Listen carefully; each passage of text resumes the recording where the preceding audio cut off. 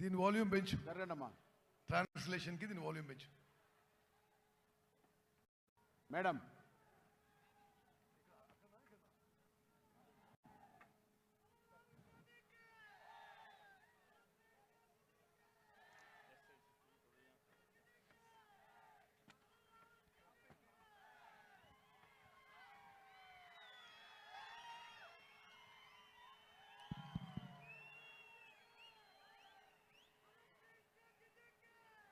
Translate from there.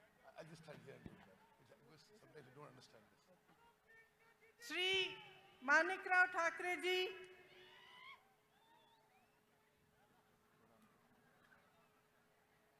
actually Shri Rahul Gandhi ji, Shri Manikrao Thakre ji, Shri Revant Reddy ji, Shri Bhatti Vikramarka ji, Shri Uttam Reddy ji, Shri Takka ji, Shri जन्ना रेड्डी जी, श्री पूनम प्रभाकर जी, श्री अजहरुद्दीन जी, कोमटी Reddy Venkat Reddy ji, PODEM वेरिया जी, मधु याक्षी गौड जी, श्री श्रीधर बाबू जी, श्री बलराम नायक जी, श्रीमती दीपा दास मुंशी जी और श्री जग्गा रेड्डी जी।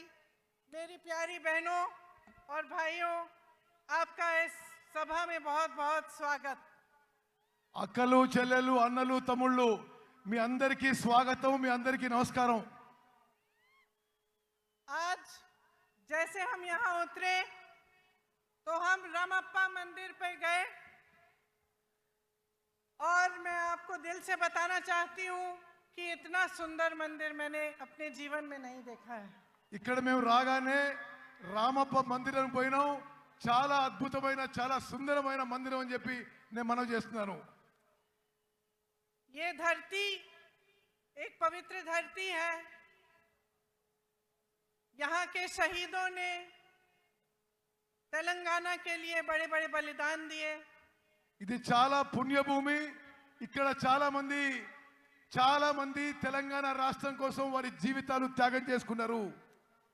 न्यायप्रिय लोगों की धरती है। ఇక్కడున్న ప్రజలందరూ న్యాయం కోరుతున్నారు। वीरों की धरती है। ఇది వీరుల భూమి। ఇది वीर श्रीकांताचार्य जी को मेरा नमन। శ్రీకాంతాచార్యని నేను తెలంగాణ అమరవీరుని ఈరోజు తలుచుకుంటున్నాను। इन सब योद्धाओं ने आपके लिए एक बहुत बड़ा सपना देखा था। మీరందరూ కూడా ఒక పెద్ద తెలంగాణ అనే ఒక పెద్ద స్వప్నం చూసిండ్రు। ये सपना विकास का सपना था, रोजगार का सपना था और सामाजिक न्याय का सपना था। ఈ స్వప్నం, ఈ కళ ప్రగతి గురించి, ఉద్యోగాల గురించి, సామాజిక న్యాయం గురించి మీ స్వప్నం ఉండింది। आपने इस सपने पे भरोसा किया। आपने भरोसा किया पिछले चुनाव में कि बीआरएस आपका सपना साकार करेगी और आपको अपने प्रदेश में रोजगार मिलेंगे, एक मजबूत भविष्य मिलेगा और एक सामाजिक समानता मिलेगी जिससे आप सबका विकास इकट्ठे हो पाए। మీ కలలు నిజమైతే అనుకొని సామాజిక న్యాయం జరుగుతుందని చెప్పి మీరందరూ గతంలో బీఆర్ఎస్ పార్టీని ఎన్నికల్లో నమ్మారు। आपकी उम्मीद थी कि किसानों को मजबूत बनाया जाएगा, आत्महत्याएं बंद होंगी, कि आपके जो बच्चे हैं उनका भविष्य अच्छा होगा और नौकरी करके आप अपने परिवार को मजबूत बना पाएंगे। మీ నమ్మకం, మీ విశ్వాసం ఏముండనంటే రైతుల జీవితాల్లో వెలుగు నిండుతాయి, పిల్లలకు ఉద్యోగాలు వస్తాయి, మీకు బంగారు భవిష్యత్తు వస్తుందని చెప్పి మీరు అనుకున్నారు। అందుకోసం గతంలో బీఆర్ఎస్ పార్టీకి మద్దతు పలికినరు। एक आशा थी कि बाबा साहेब अम्बेडकर जी, महात्मा फूले जी, कोमराम भीम जी जैसे महापुरुषों का जो सामाजिक न्याय का सपना था वो पूरी तरह से साकार होगा। మీరు అనుకున్నారు అంబేద్కర్, ఫూలే, కొమరం భీం వారి సామాజిక న్యాయం తెలంగాణలో పూర్తి అవుతుందని చెప్పి మీరు ఆశించిండ్రు। कांग्रेस पार्टी ने ये सपना समझा क्योंकि कांग्रेस पार्टी खुद एक आंदोलन से निकली थी। కాంగ్రెస్ పార్టీ మీ కల గురించి అర్థం చేసుకున్నది కాంగ్రెస్ పార్టీ కూడా ఆందోళన ద్వారానే పుట్టిందని చెప్పి నేను మనవి చేస్తున్నాను. कांग्रेस पार्टी का ये असूल है कि सामाजिक न्याय होना चाहिए, कि सब इकट्ठे आगे बढ़े, और इसी असूल पर स्वतंत्रता संग्राम लड़ा गया। इसीलिए कांग्रेस पार्टी ने जब देखा कि आपका ये सपना था और आप इस सपने के लिए संघर्ष कर रहे थे, इसमें अपनी पूरी शक्ति डाल रहे थे, और इतने सारे लोग इस सपने के लिए बलिदान देने के लिए तैयार थे, तो कांग्रेस पार्टी ने इस सपने को समझकर तेलंगाना प्रदेश बनाने का निर्णय लिया। కాంగ్రెస్ పార్టీ స్వాతంత్ర్యం నుంచి కూడా దేశం ప్రజల యొక్క ఆకాంక్షలు గుర్తించింది. కాంగ్రెస్ పార్టీ సామాజిక న్యాయం మీద నమ్ముతుంది. కాంగ్రెస్ పార్టీ ప్రజల ఆకాంక్షలు నెరవేరుస్తుంది. మీ అందరి ఆకాంక్షలు కోరికలు నెరవేర్చడానికే కాంగ్రెస్ పార్టీ ప్రత్యేక తెలంగాణ రాష్ట్రం ఏర్పాటు చేసిందని చెప్పి మనం చేస్తున్నాను. उस समय मेरी माताजी सोनिया जी कांग्रेस की अध्यक्ष थी, और इस निर्णय को लेने में एक राजनीतिक वीरता भी थी, क्योंकि वो जानती थी कि इस निर्णय को लेने से हो सकता है कि कांग्रेस की जो राजनीतिक जो यहाँ पे जो उसका स्तर है, हो सकता है कि कांग्रेस उस चुनाव को हारे जो अगला चुनाव है।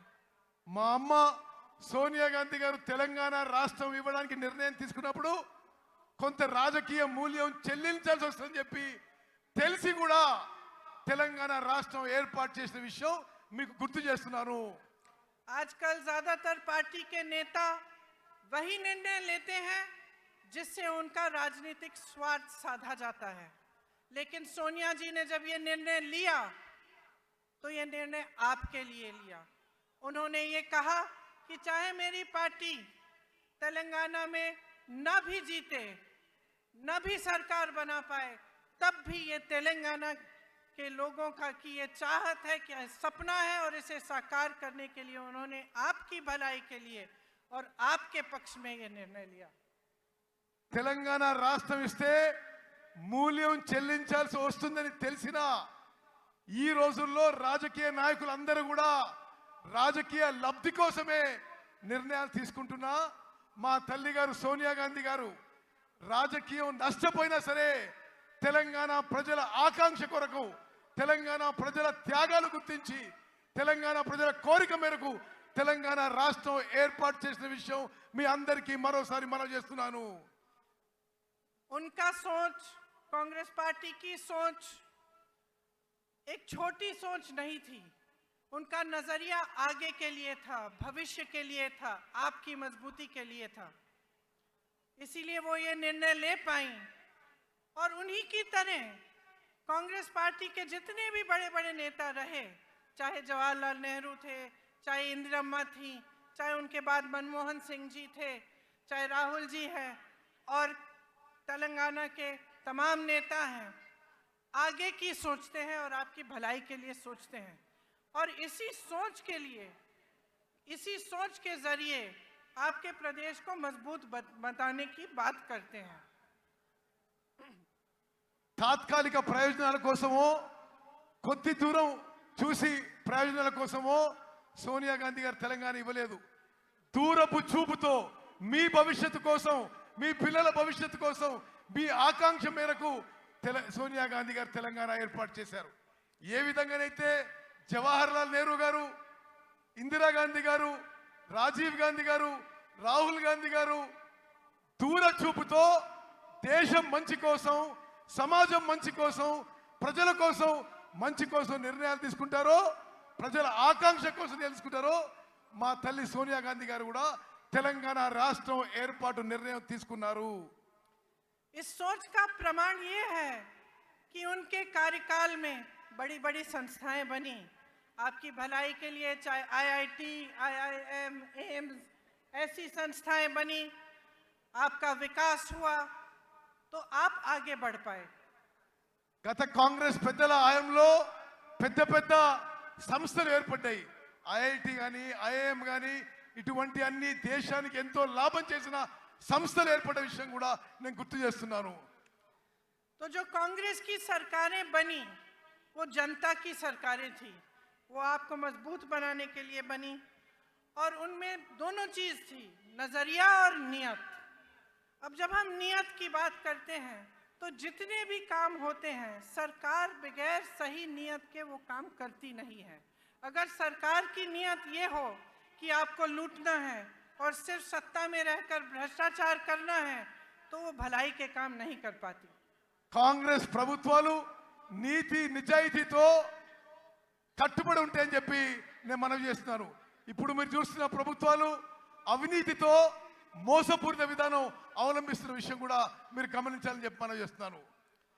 तो आज हम सब इस मंच पे खड़े हैं और आपके सामने खड़े होकर हमने ये बात कही है कि तेलंगाना के लिए कांग्रेस पार्टी ने एक रोड मैप, एक विजन बनाया है।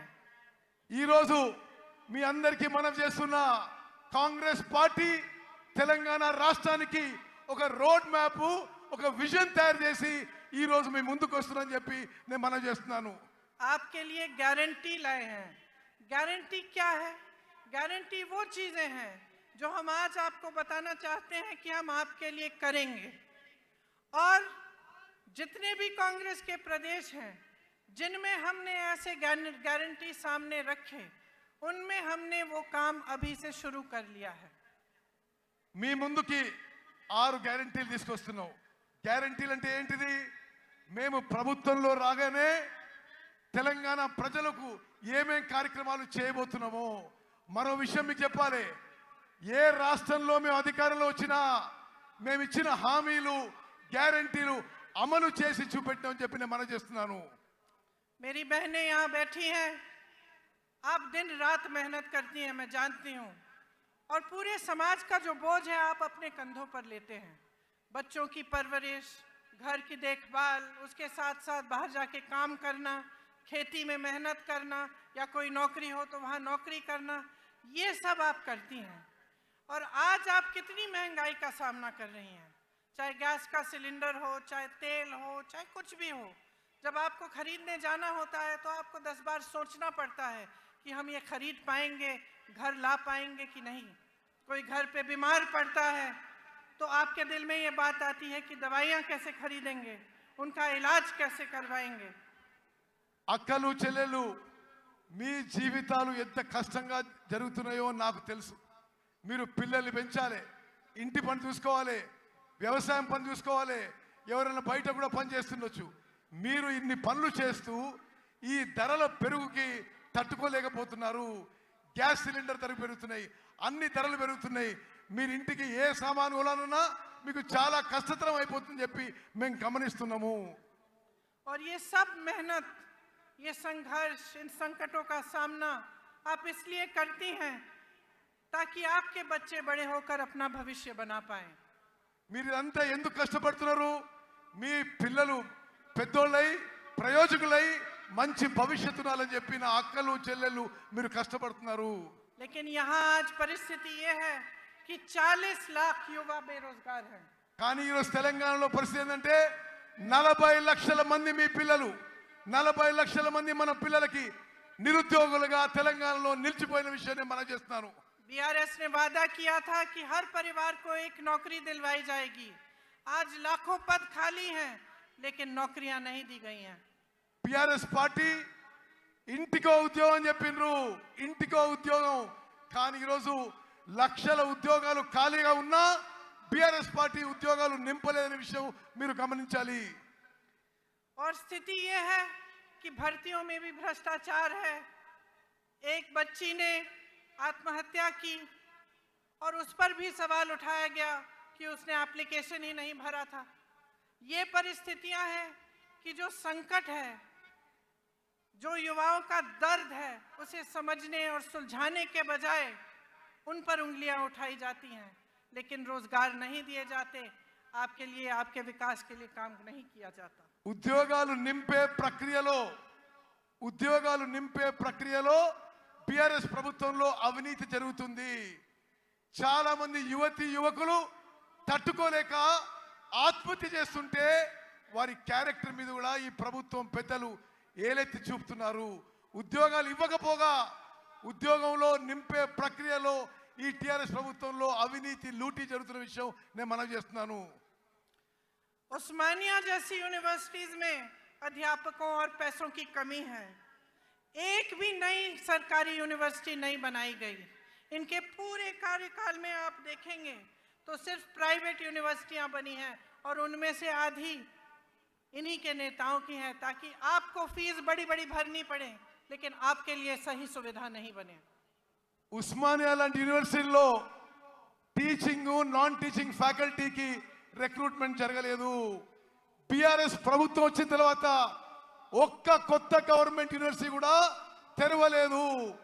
కేవలం ప్రైవేట్ యూనివర్సిటీస్ తెరిచి పెద్ద పెద్ద ఫీజు పెట్టి మీ పిల్లలకి మీకు ఇబ్బంది కలుగుతుంది ఈ బిఆర్ఎస్ ప్రభుత్వంలో చెప్పి మనం చేస్తున్నాను. इसलिए युवाओं के लिए हमारी जो गारंटी है उसमें हमने कहा है कि तेलंगाना आंदोलन के शहीदों के परिवार को एक सरकारी नौकरी दिलवाएंगे। उनके माता पिता या पत्नी को 25,000 रुपए मासिक पेंशन मिलेगा। 2 लाख खाली सरकारी पद हैं, उनको हम 1 साल के अंदर अंदर भरेंगे और बेरोजगार युवाओं को 4,000 रुपए प्रति माह बेरोजगारी का भत्ता मिलेगा। మేము ఇచ్చిన హామీలలో తెలంగాణ అమరవీరులకి పెద్ద ఎత్తున గౌరవం ఇస్తాము. తెలంగాణ నిరుద్యోగ యువతకి 4,000 రూపాయలు నిరుద్యోగ భృతి ఇస్తాము. తెలంగాణ నిరుద్యోగ యువతకి 5 లక్షల రూపాయలు ఇవ్వబోతున్నాము.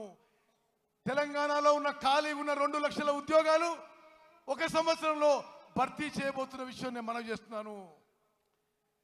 गल्फ देशों में रोजगार की संभावनाओं को मजबूत करने के लिए स्पेशल गल्फ सेल बनाया जाएगा।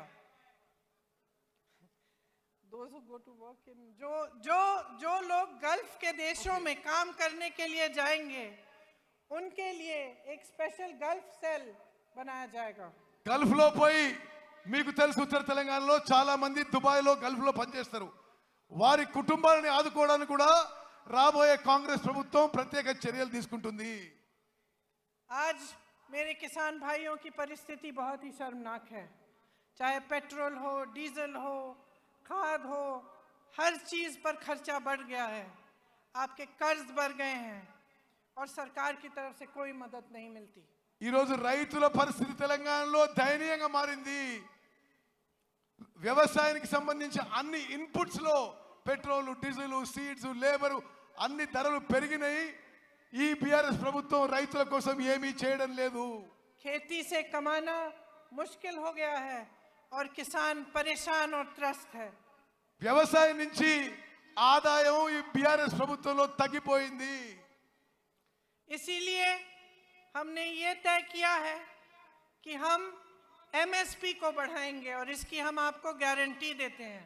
అందుకోసమే రాబోయే కాంగ్రెస్ ప్రభుత్వంలో మినిమం సపోర్ట్ ప్రైస్ ఎంఎస్పి పెంచి ఇవ్వబోతున్నామని చెప్పి నేను మనవి చేస్తున్నాను. धान के लिए 2,500 रुपए, मक्का के लिए 2,200 रुपए, सोयाबीन के लिए 4,400 रुपए, गन्ना के लिए 4,000 रुपए। అన్ని వ్యవసాయ పంటలకి ఎంఎస్పి పెంచి ఇస్తాము.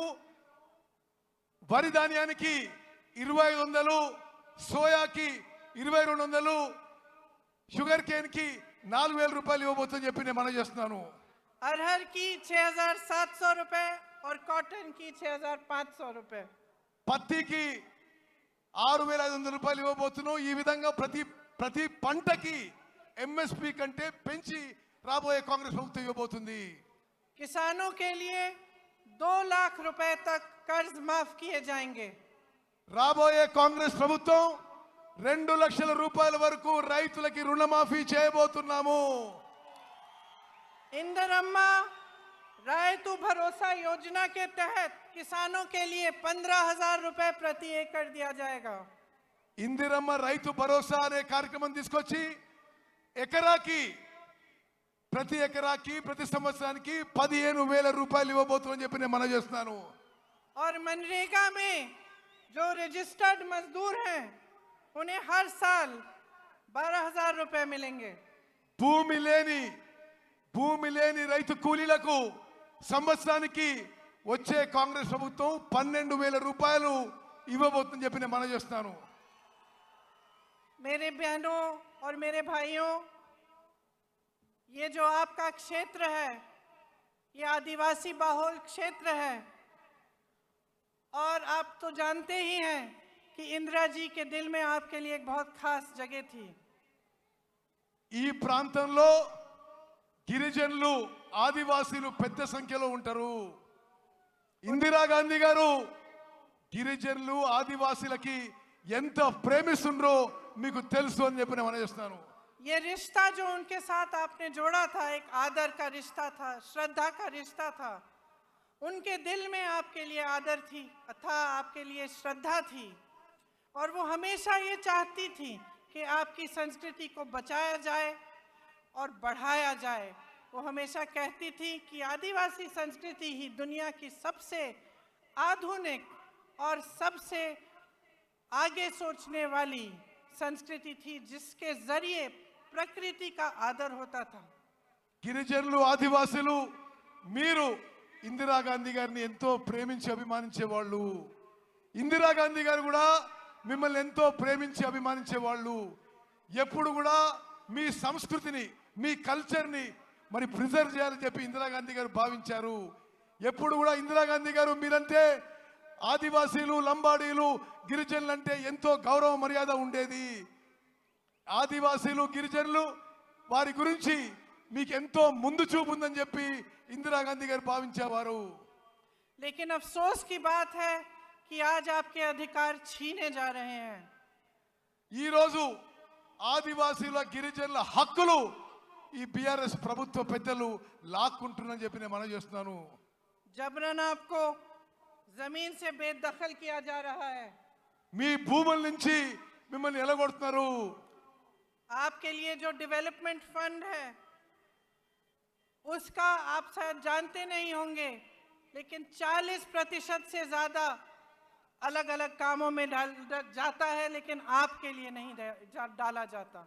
మీకు రావాల్సిన డెవలప్మెంట్ ఫండ్ అభివృద్ధి నిధుల్లో 40% ఇతర విషయాలకి ఉపయోగిస్తుందని చెప్పి నేను మనవి చేస్తున్నాను.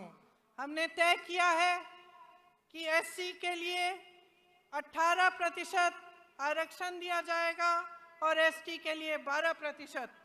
మేము వచ్చిన తర్వాత ఎస్సీలకి 18% రిజర్వేషను, ఎస్టీలకి 12% రిజర్వేషన్ ఇవ్వబోతుందని చెప్పి నేను మనవి చేస్తున్నాను. अंबेडकर अभय हस्तम के तहत एससी एसटी परिवारों को 12 लाख की मदद मिलेगी। అంబేద్కర్ అభయ హస్తం అనే కార్యక్రమం మేరకు ఎస్సీ ఎస్టీ కుటుంబాలకి 12 లక్షల రూపాయలు ప్రతి కుటుంబానికి ఇవ్వబడుతుందని చెప్పి నేను మనవి చేస్తున్నాను. इंदिरम्मा पक्का हाउस स्कीम के तहत बेघर एससी एसटी परिवारों को घर बनाने के लिए जमीन और 6 लाख रुपए मिलेंगे। ఇందిరమ్మ ఇల్లు పథకం కింద ఎస్సీ ఎస్టీలకు ఇంటి స్థలం ఇస్తూ ప్రతి ఇంటి కింద 6 లక్షల రూపాయలు మీకు ఇవ్వబోతున్నారు. और आदिवासी ग्राम पंचायतों के लिए 25 लाख रुपए दिए जाएंगे। ప్రతి గిరిజన గ్రామ పంచాయతీ ఆదివాసీ గ్రామ పంచాయతీలకి 25 లక్షల రూపాయలు ప్రత్యేకంగా ఇవ్వబోతున్నాము. जब कांग्रेस पार्टी वन अधिकार का एक्ट लाई थी, तब 8 लाख से अधिक एकड़ जमीन पर पट्टे दिए गए थे। ఈ ఫారెస్ట్ రైట్స్ యాక్ట్ కాంగ్రెస్ ప్రభుత్వం తీసుకొచ్చినప్పుడు 8 లక్షల ఎకరాలు ఫారెస్ట్ రైట్స్ యాక్ట్ కింద తెలంగాణలో కాంగ్రెస్ ప్రభుత్వం మీకు 8 లక్షల ఎకరాలు ఇవ్వడం జరిగింది. आपको याद होगा कि पोडू लैंड्स के पट्टे आपको मिले थे। పోడు ల్యాండ్స్ పోడు భూముల పట్టాలు గత కాంగ్రెస్ ప్రభుత్వం మీకు ఇచ్చింది. लेकिन बीआरएस सरकार ने ये सब बंद कर दिया। బీఆర్ఎస్ ప్రభుత్వం ఈ కార్యక్రమాన్ని పూర్తిగా నిర్వీర్యం చేసింది, ఆపేసింది. मैंने महिलाओं की बात की। मेरी बहनों, आपके लिए महालक्ष्मी योजना के तहत 2500 रुपए हर महीने दिए जाएंगे। మహాలక్ష్మి పథకం కింద నా అక్కలు చెల్లెళ్ళు మీ అందరికీ నెలకి 2500 రూపాయలు ఇవ్వబోతున్నాము। गैस सिलेंडर 500 रुपए का मिलेगा और जो लड़कियां शिक्षा प्राप्त कर रही हैं और 18 साल की उम्र से ऊपर की हैं उन्हें एक इलेक्ट्रिक स्कूटर दिया जाएगा। గ్యాస్ సిలిండరు అందరికీ గ్యాస్ సిలిండరు 500 రూపాయలకే గ్యాస్ సిలిండర్ ఇవ్వబడుతుంది। అదే విధంగా 18 ఏళ్ళు దాటిన నా చెల్లెలకి చదువుకున్న వాళ్ళకి ఎలక్ట్రిక్ స్కూటీ ఇవ్వబోతున్నాము। देखिए, आपको चुनना है। एक तरफ बीआरएस की सरकार है। शुरू में उन्होंने तेलंगाना की बात की थी, लेकिन आज भाजपा के साथ पूरी तरह से मिल चुके हैं। आज सरकार वो नहीं चला रहे हैं, मोदी जी रिमोट कंट्रोल से चला रहे हैं। బిఆర్ఎస్ వాళ్ళు ముందు తెలంగాణ గురించి ఆలోచన చేసినారు, కానీ ఇప్పుడు పూర్తి స్థాయిలో బీజేపీతో మిలాఖాత్ అయిపోయినరు। బిఆర్ఎస్ బీజేపీ కలిసిపోయినాయి। ప్రభుత్వం రిమోట్ కంట్రోల్తో నరేంద్ర మోదీ నడిపిస్తున్నాడు। Land mafia, sand mafia, mine mafia, wine mafia सबके साथ मिले हुए हैं। जिस तरफ आप देखो आपको भ्रष्टाचार ही भ्रष्टाचार दिख रहा है। जहां लूट सकते थे वहां से लूट रहे हैं। Sand mafia, land mafia, wines mafia, mines mafia అన్ని కలిసిపోయినాయి బీఆర్ఎస్ ప్రభుత్వంలో। ఎక్కడెక్కడి నుంచి లూటీ చేయాలో మిమ్మల్ని లూటీ చేస్తున్నారు బీఆర్ఎస్ పార్టీ వాళ్ళు। और सरकार का ध्यान महंगाई को मिटाने पर नहीं है, रोजगार बनाने को पर नहीं है, आपको मजबूत करने पर नहीं है। सरकार का ध्यान सिर्फ इन माफियाओं को बचाने में लगा हुआ है। ఈ ప్రభుత్వం యొక్క దృష్టి మీ పిల్లల ఉద్యోగాలు ఇవ్వడంలో కానీ మీ జీవితాలు మెరుగుపరచడంలో లేవు। ఈ మాఫియాలను రక్షించడానికే ఈ బీఆర్ఎస్ ప్రభుత్వం ఉందని చెప్పి నేను మనవి చేస్తున్నాను। रंगारेड्डी जिले में हजारों करोड़ों के जमीन पर घोटाला किया। भूदान की जमीन रिकॉर्ड से ही गायब कर दी। రంగారెడ్డి జిల్లాలో వేల కోట్ల భూములు బీఆర్ఎస్ ప్రభుత్వంలో పెద్దలు లాక్కున్నారు। భూదాన్ మూమెంట్లోని భూములు రికార్డ్ నుంచే తీసేసిండ్రు ఈ ప్రభుత్వం। कांग्रेस के जमाने में इन जमीनों को बेचना खरीदना मना था। కాంగ్రెస్ అధికారంలో ఉన్నప్పుడు ఈ భూదాన్ భూములని అమ్మడం గాని కొనడం గాని నిషేధం ఉండింది। आज इन्होंने ये जमीनें भी लैंड माफिया और अपने करीबों को बेच दी है। వీళ్ళు ఇప్పుడు వచ్చిన వాళ్ళు బీఆర్ఎస్ వాళ్ళు ఈ భూములను కూడా ల్యాండ్ మాఫియాకి వాళ్ళ దగ్గర వాళ్ళకి ఇచ్చేసిండ్రు। आपको ये शब्द याद होंगे, बंगारू तेलंगाना, याद है? ये शब्द, ये वादा आपको बीआरएस ने किया था कि तेलंगाना को स्वर्णिम जगह बनाएंगे। బీఆర్ఎస్ వాళ్ళు బంగారు తెలంగాణ చేస్తామని మీకు హామీ ఇచ్చి అష్యూరెన్స్ ఇచ్చి మోసం చేసిన విషయం గుర్తు చేస్తున్నా। लेकिन इन्होंने अपने लिए बड़े बड़े आलीशान महल बना दिए और आपके जो सपनों का महल था वो चूर चूर कर दिया। వీళ్ళు 100 కోట్ల లూటీలు చేసుకున్నారు, పెద్ద పెద్ద బంగ్లాలు కట్టినరు। మీ స్వప్నం గాని మీ కల గాని ధ్వంసం చేసింది బీఆర్ఎస్ పార్టీ, బీఆర్ఎస్ ప్రభుత్వం। आपका सपना था कि सामाजिक न्याय होगा। మీ స్వప్నం మీ కల సామాజిక న్యాయం కావాలని ఉండే। सामाजिक न्याय कौन सा? इनके 18 मंत्रियों में से 3 तो सीएम के ही परिवार के हैं और इनके पास 13 मंत्रालय हैं। ఇప్పుడు సామాజిక న్యాయం బీఆర్ఎస్ లో జరుగుతలేదు। 17 మంది మంత్రుల్లో 3 వీరు కుటుంబ సభ్యులే మంత్రులు। 18 మంత్రిత్వ శాఖలు వీళ్ళ కుటుంబం దగ్గరనే ఉన్నాయి। और बीसी की संख्या 50% से ऊपर है, लेकिन मंत्रालय में सिर्फ 3 मंत्री हैं। బీసీలు జనాభాలో 50% కంటే ఎక్కువ ఉన్నారు, కానీ వీళ్ళ మంత్రిత్వ శాఖలో ముగ్గురు మంత్రులు ఉన్నారు। 34% आरक्षण से घटाकर 23% कर दिया है। 27% నుంచి బీసీల రిజర్వేషన్ 23% కి తగ్గించిండ్రు. राहुल जी यहाँ बैठे हैं, सब जगह जाते हैं तो जातिगत जनगणना की बात करते हैं।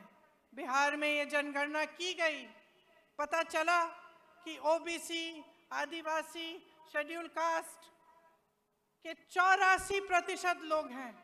और आप सोचिए और अपने आप से पूछिए कि 84% लोग हैं बिहार प्रदेश में, लेकिन उनका प्रतिनिधित्व नहीं है। బీహార్లో ఏ విధంగా అయితే బీసీలో కాస్ట్ సెన్సస్ జరిగిందో దేశవ్యాప్తంగా కాస్ట్ సెన్సస్ జరగాలని చెప్పి రాహుల్ గాంధీ గారు దేశమంతటా పర్యటన చేస్తున్నారు. ఎస్సీ ఎస్టీ బీసీల సంఖ్య ఎక్కువ ఉన్నా తగిన స్థాయిలో వారికి న్యాయం జరగడం లేదని చెప్పి మేము మనవి చేస్తున్నాము. सच्चाई ये है कि हमारे पूरे देश की यही असलियत है। हम कहते हैं कि जातिगत जनगणना करिए और ये चुप हो जाते हैं। ये गिनती भी नहीं करना चाहते, ये गिनती भी नहीं करना चाहते कि कितने बीसी है, कितने एससी है, कितने एसटी हैं। इनको अपना हक देना छोड़िए, गिनती से डर रहे हैं। వీళ్ళు ఇప్పుడు ప్రభుత్వంలో ఉన్న వాళ్ళు కాంగ్రెస్ పార్టీ కోరుతుంది క్యాస్ట్ వైడ్ సెన్సస్ చేయాలని. నరేంద్ర మోదీ ప్రభుత్వం దీనికి నోరు మూసుకొని కూర్చుంది. వాళ్ళ హక్కులు ఇవ్వడం దూరంగా పెట్టండి, కనీసం క్యాస్ట్ వైడ్ సెన్సస్ చేయడానికి కూడా మోదీ ప్రభుత్వం ముందుకు రావడం లేదు. तो ये सामाजिक न्याय देंगे कैसे? లెక్కలే చేయనప్పుడు, కులపరంగా సెన్సస్ చేయనప్పుడు వీళ్ళు న్యాయం ఎట్లా చేస్తారు, సామాజిక న్యాయం ఎట్లా చేస్తారు? इनकी बातें खोखली हैं। चुनाव के समय बड़ी बड़ी बातें करते हैं, उसके बाद भूल जाते हैं। लूट में, भ्रष्टाचार में, इन्हीं चीजों में व्यस्त रहते हैं। వీళ్ళ మాటల్లో అర్థం లేదు, మోసపూరిత మాటలు. ఎలక్షన్స్ లో ఏదో మాటలు చెప్పి వాగ్దానాలు చేసి పూర్తిగా మర్చిపోతారు, జనాన్ని మోసం చేస్తున్నారు. मोदी जी ने कितने बड़े बड़े वादे किए थे। ट्राइबल यूनिवर्सिटी बनाएंगे, स्टील प्लांट लगवाएंगे, हॉर्टिकल्चर यूनिवर्सिटी बनाएंगे। क्या बनाया? మోదీ గారు పెద్ద పెద్ద మాటలు మాట్లాడిండు. ట్రైబల్ యూనివర్సిటీ పెడతానడు, స్టీల్ ఫ్యాక్టరీ పెడతానడు, హార్టికల్చర్ యూనివర్సిటీ పెడతానడు. ఏది ఒక్క అంగుళం కూడా ముందుకు పోలేదు. जो बनाया वो सब अपने बड़े बड़े उद्योगपति दोस्तों को सौंप दिया। BHEL, BSNL, DMRL, HAL, railways की बात कर रहे हैं, कुछ नहीं छोड़ा। నరేంద్ర మోదీ గారు కాంగ్రెస్ పార్టీ నిర్మించిన సంస్థలని, పబ్లిక్ సెక్టర్లని, బిహెచ్ఏలు, హెచ్ఏఎలు, రైల్వేస్ లో కొంత భాగం ప్రైవేట్ తన ఉద్యోగపతి దోస్తులకి, వ్యాపారవేత్తలకి ఈ దేశాన్ని అమ్మేస్తున్నాడు. 60 लाख करोड़ की कंपनियां 6 लाख करोड़ में बेच डाली। 7 లక్షల కోట్ల కంపెనీలు 6 లక్షల కోట్లు అమ్ము చేయబడుతున్నాయి. ना इन्होंने जो बनी हुई संस्थानें थी उनकी बचत, उनकी हिफाजत की, ना इन्होंने कुछ नया बनाया। सिर्फ नए नए वादे, नए नए बातें करते रहे। तो बहनों और भाइयों, मैंने बहुत लंबा बोल लिया है, लेकिन इस सब चीज़ों का, जितनी भी बातें मैंने की हैं, इनका एक ही सार है। आप समझदारी से अपना वोट दो, आप विवेक से अपना वोट दो और देखो कि आपके जीवन का क्या अनुभव है। आपके जीवन में तरक्की आई है कि नहीं? अगर नहीं आई है तो आप देखिए कि कांग्रेस के प्रदेशों के लोगों में तरक्की आई है कि नहीं। क्या कर रही है कांग्रेस? जहाँ जहाँ गारंटी दी है, क्या वो गारंटी पूरी कर रही है कि नहीं? ఇప్పుడు అధికారంలో ఉన్న వాళ్ళు కళ్ళబొల్లి మాటలు చెప్పి మిమ్మల్ని మోసం చేస్తున్నారు. మీ జీవితాల్లో ఏమైనా మార్పు వచ్చిందా తెలంగాణలో? ఇప్పుడు అధికారంలో ఉన్న వాళ్ళు ఏమీ చేయలేదు. జాగ్రత్తగా ఆలోచన చేసి ఓటేయండి. కాంగ్రెస్ పాలిత రాష్ట్రాల్లో సామాన్య ప్రజల జీవితాల్లో మెరుగు వచ్చింది. మీరు కూడా కాంగ్రెస్ పాలిత రాష్ట్రాలకు చూడండి అని చెప్పి నేను మనవి చేస్తున్నాను. और आप सबसे पहले नेता और पार्टी की नीयत देखिए। आप देखिए कि आपका अनुभव क्या रहा है, कि बीआरएस ने बीजेपी से मिलकर कितना भ्रष्टाचार किया है आपके प्रदेश में। और आपके विकास के लिए कुछ नहीं किया। మీరు నాయకులు పార్టీల వ్యక్తిత్వము క్యారెక్టర్ చూడండి. పిఆర్ఎస్ పార్టీలు అందరూ దోపిడీ చేసుకుంటున్నారు. పిఆర్ఎస్ బీజేపీ కలిసి ఈ రాష్ట్రాన్ని లూటీ చేసుకుంటారని చెప్పి నేను మనవి చేస్తున్నాను. तो जैसे मैंने कहा, इन सब बातों का सार यही है कि ये वोट जो इस चुनाव में आप डालने जा रहे हैं, ये आपके पक्ष में जाना चाहिए। ये वोट, मेरी बहनें आप यहाँ बैठी हैं, आपके बच्चों के भविष्य को बनाने के लिए जाना चाहिए। मेरे भाई आप सब यहाँ हैं, आपको रोजगार मिलना चाहिए, आप विकसित हों, आप फूले फले और आपका भविष्य अच्छा हो, इसलिए आपका वोट जाना चाहिए।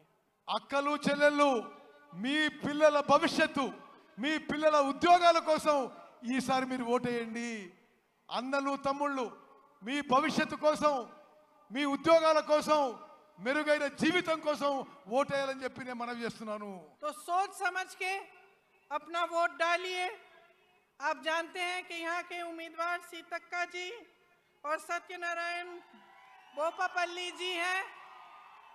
इनको भारी से भारी बहुमत से जिताइए और अपने भविष्य को मजबूत बनाइए।